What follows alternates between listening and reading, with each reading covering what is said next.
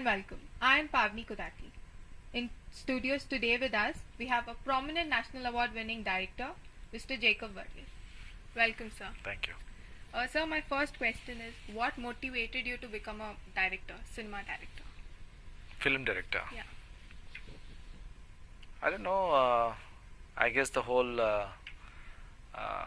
thing of telling stories which will have longer shelf life. So it's about you're telling a story and you're grabbing attention of so many people at one shot, undivided attention for about 2 hours. That's a great rush. That rush probably is what made me become a film director. Yeah, but your first interest is documentary. You're passionate about documentary filmmaking. It is not first interest. Over the last 1 year, I've got into documentary because documentaries are real, and you have so much of stories around you which need to be told, and there's a different set of challenge when you are doing documentary in comparison to commercial films. Okay. What kind of films interest you? Commercial films or a film with a social message? The commercial films can be with social message, so you can you can have a balanced commercial film. So you don't need to be completely trash commercial. You can have a balanced approach is what I feel. Do you see a change in filmmaking then and now? I mean, decades ago and now. Do you think Indian cinema is losing its ethical value? I feel to some extent it is like become fast food, because these days films don't have a shelf life of not more than 2 weeks. That's because the number of screens have increased many folds. Earlier, probably a big commercial Hindi cinema would have seen about 300 screens to what it is about 3,000 to 4,000 screens now. So the reason why it is not running 100 days or 50 odd days is the reason is that. But I think the values in society itself has changed.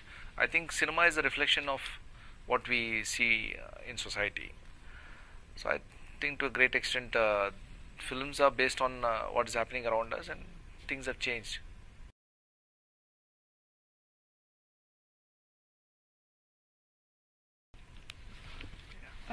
Your directorial debut was with a Malayali film. Malayalam film. Yeah, Malayalam film, and which got you a national award. Now you're making Kannada films, so why that change? See, I always believe that good cinema doesn't have language. The reason is when a film is made, and these days all films have subtitles in English. So when a film travels out of India, when you are hitting a film festival and it's traveling the film festival, they connect with the subtitle which is in English. So for a West audience, it doesn't matter your language is Kannada, Tamil, Telugu, Hindi, whatever. For them it is an Indian film, and the emotions is what they connect with. So I think language doesn't matter at all. The content, the emotions is what you need to connect the audience with. What is your opinion about the censor board's take on intimate scenes? Like, they are doing all this in the name of Indian culture.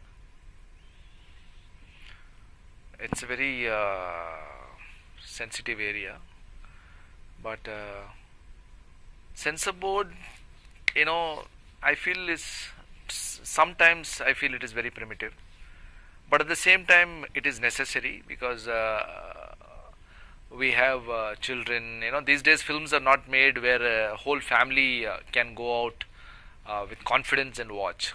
Confidence, when I tell, is that you can't invite your parents, let's go and watch a film, because you don't know what kind of language or what kind of scenes are there in the film. You might just get, to your surprise, get embarrassed sitting next to your parents and watching certain scenes.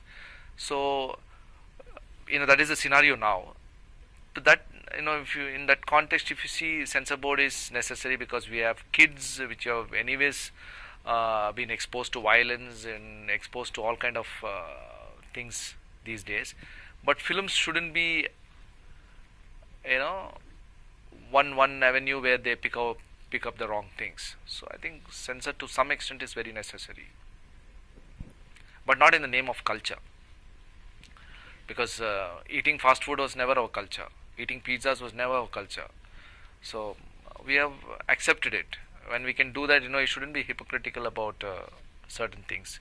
You can't choose to be, is what I say. Pick out certain things and say I want to change certain things which doesn't suit me because it's not in our culture. That's what I feel. Do you think the way Indians are portrayed in the Western movies and songs is hampering our culture, or the way they are portraying India? Well, there's nothing. India is what it is, because even now if you travel to some rural pockets, there are places where they don't have toilets, they don't have electricity. Because I've traveled extensively to the rural pockets, the interiors. City is what we want and believe how India has to be projected to be, but reality is different. We have a rural population. You first wipe it out, then you can say, okay, India is not. No, of course, we are not the land of snake charmers and these things what we used to claim about 15, 20 years back. But still, development has not reached to some places.